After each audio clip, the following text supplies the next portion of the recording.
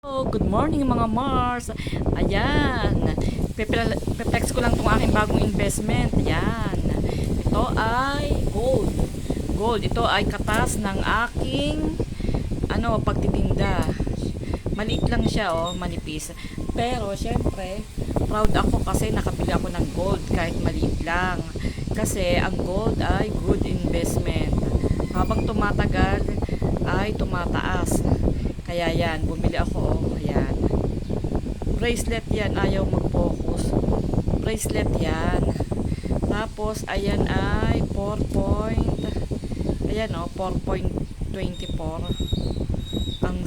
ang grams. Ang bili ko dito ay 20,200. Yan, bracelet siya. Ito naman ay hindi ko isinusuot. Ito lang, gusto ko lang ay yun, investment lang. Kasi nga, ang gold ay tumatas lalo na ngayon. 5 na per gram. Dati, noon ay 1.8 pa lang. 1.8, 2.5, ganyan. Ngayon, 5.5 na.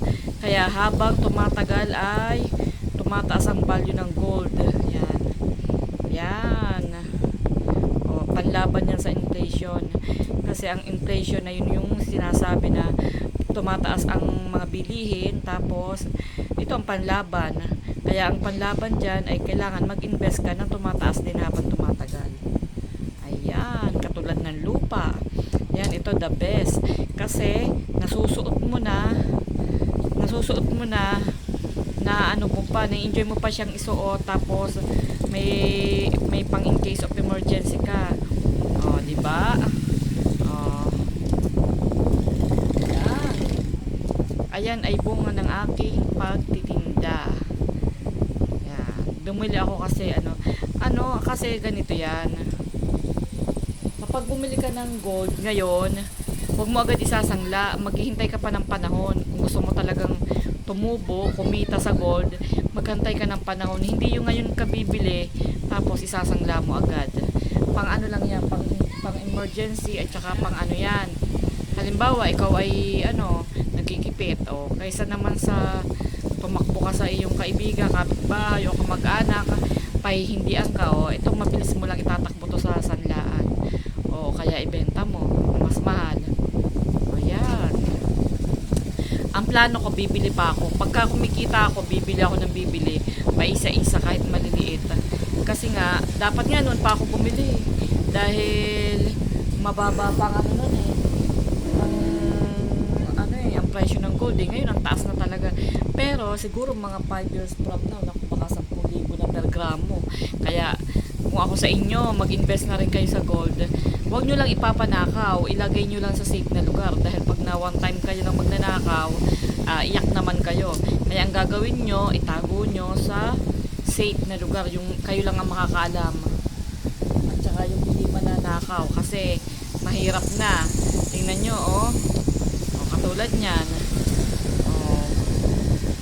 Ayan, ang ganda. Ayan. Tapos, huwag nyo iwawala. Kasi, syempre, mabilis lang itong nakawin. Ingatan nyo, syempre. At ayan ay napakagandang investment. Para sa akin, ha.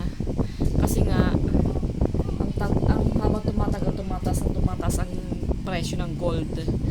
Yan. Yan ang maganda. Yan. 20,200, 4.4. May discount pa ako niyan. Kasi parang sale sila. Kasi 5.5 nga per gramo eh. Hindi dapat to kung 5.5 per gramo. Parang 22,000.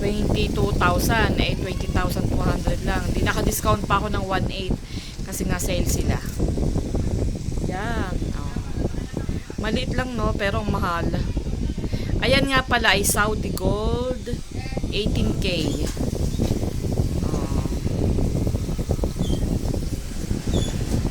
Ganyan siya kahaba. Ayan. Kaya mag-invest na tayo sa gold. Yan. Alright. Yan lang po. May share ko. Salamat. Bye-bye.